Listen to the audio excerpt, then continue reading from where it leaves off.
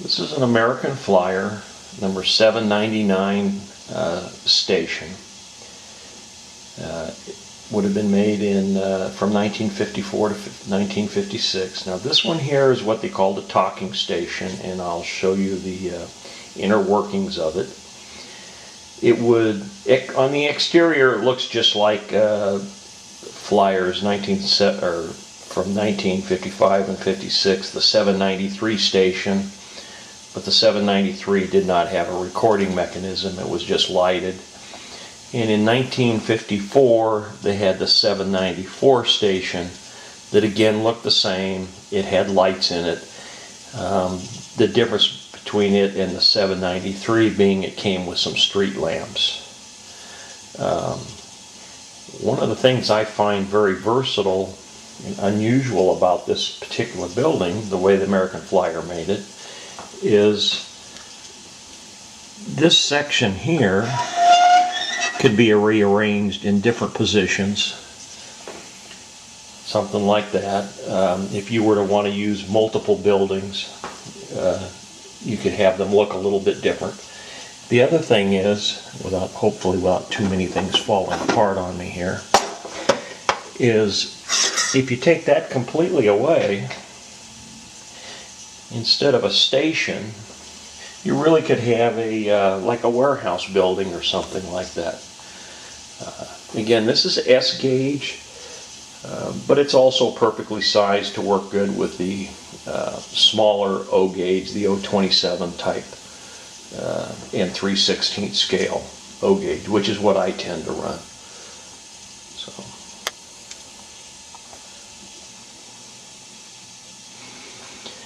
And we'll lift the roof, just lays in.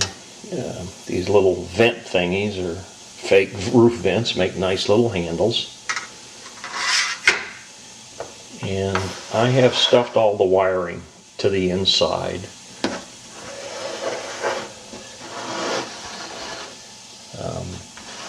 But this is the record player mechanism. And when it goes into the play mode, this lifts and rises, and there's a needle on the bottom. And hard to see, but down under the floor, down in here, is actually the record itself, a vinyl record, and then the motor mechanism that drives it. And the way this would actually work, the one part I'm missing, I think, is the stop mechanism. Through all of this wiring, and this wiring would come out the bottom actually. I just have it tucked in to get it out of the way. There was some sort of a stop mechanism where when the train would come to that particular portion of track in front of the station, the train would stop and the recording would start going, and then via this little push button thing you could restart your train, or else the button may have just made the station talk. I'm not sure yet. I don't have instructions on it, but I do know it did stop the train automatically, and when the recording was done, your train would start going again. One of these days, being as I have almost everything, which is very hard to find, apparently this portion right here is pretty difficult to find in good shape. So I have most everything I need to restore it one of these days. But in the interim, I'm going to do something else, and I'll show you that here in a second.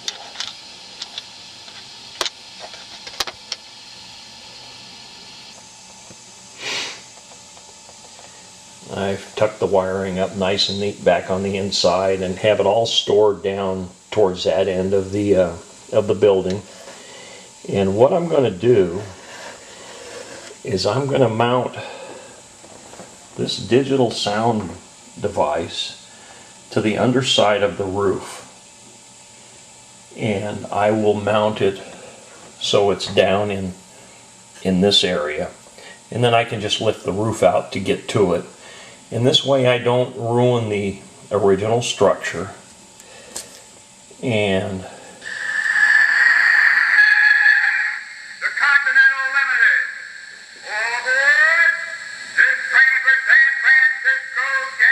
Chicago, Washington, Philadelphia, New York, and all points east.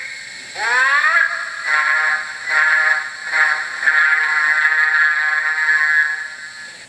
Now that is a digitized recording of the original American Flyer unit. So it is a correct sound, it's just it'll be all in a little digital circuit card like that. And what I'll do is I'll mount this little button on the top of the roof. I'll mount this whole thing on the underside of the roof and this on the top of the roof where I can, so anytime I want to use it I can just push the button. Would be better, you'd get better sound and everything if you used, if you boxed it out and used some tubes to direct the noise and everything, but I'm going to keep this one real simple, and like I say, I don't want to mess up the original station, so it's just going to get mounted on the underside of the roof, and I'll show you what it looks like when I get there.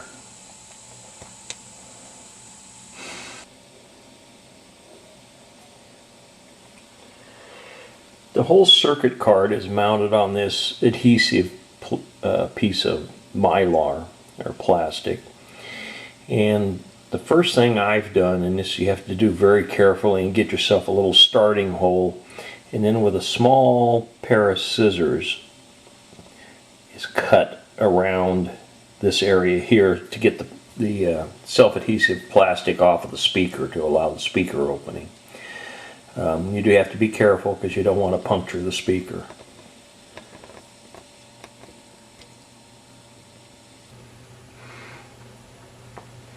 Using the self-adhesive that comes on the sound unit, I'm going to stick it to this piece of 1/4 inch thick foam core. Probably just barely show up, but you can see this is the disc that I cut out from over the speaker, and I'm going to use that as my pattern to cut the opening in the foam core.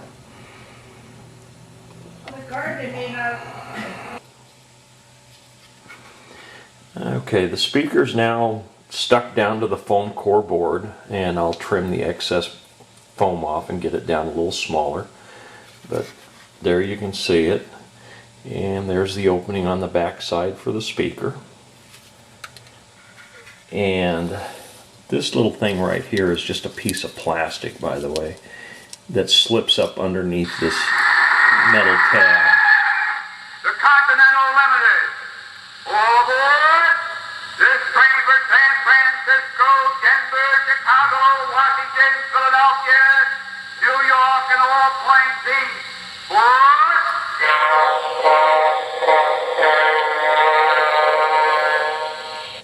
The idea of that little piece of plastic is to keep it from going on like that when you're working on it and not ready for it.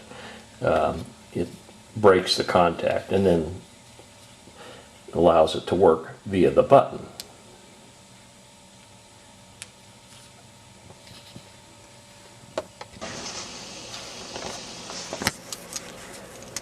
Okay, I've done the next step in the process, and if you look, what I've done is built this up around with just some more strips of foam core so that I have this to this surface and give clearance to the electronics in the speaker, and this will be stuck up on the inside of the roof. So there you go. It's a little rough looking, but it'll be on the inside, and I'm just using a strip of scrap foam core, so that's now ready to mount on the inside of the roof. And what it'll do is it'll fit right in here, and this will be stuck to the upper side of the roof, and I'll allow the button to come out over the top, and so all you do is reach onto the roof and push that button and you'll have the sounds. So anyway, we're about ready for the next step. Okay, probably not going to show up well on the video, but I have put some double sticky, somewhat clear tape around the edges there, and I think you can see where I've marked my spots here, and so that's where I'm going to set the box, and that should assuming I figured it right, give me clearance for it to sit down inside the roof of the building.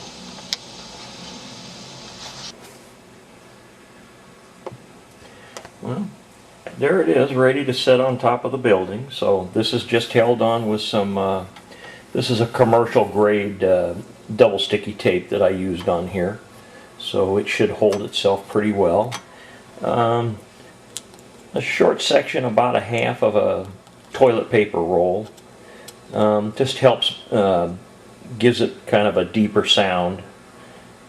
And again, it's just held on with some white or clear packaging type tape. And so it's all done somewhat temporary, so if I ever need to take it out, if I get the rail mechanism working, or if I need to get to the batteries or anything like that inside the unit, it's nothing real permanent.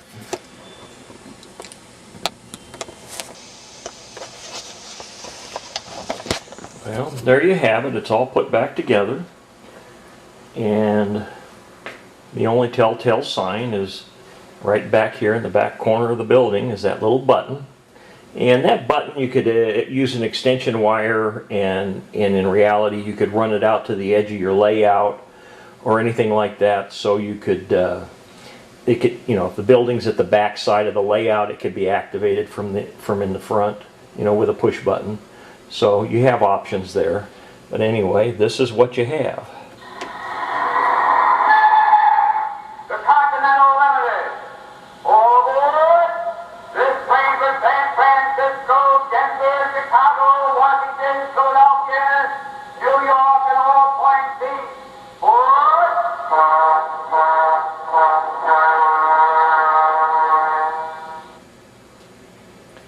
There you go. It's done and ready to be used.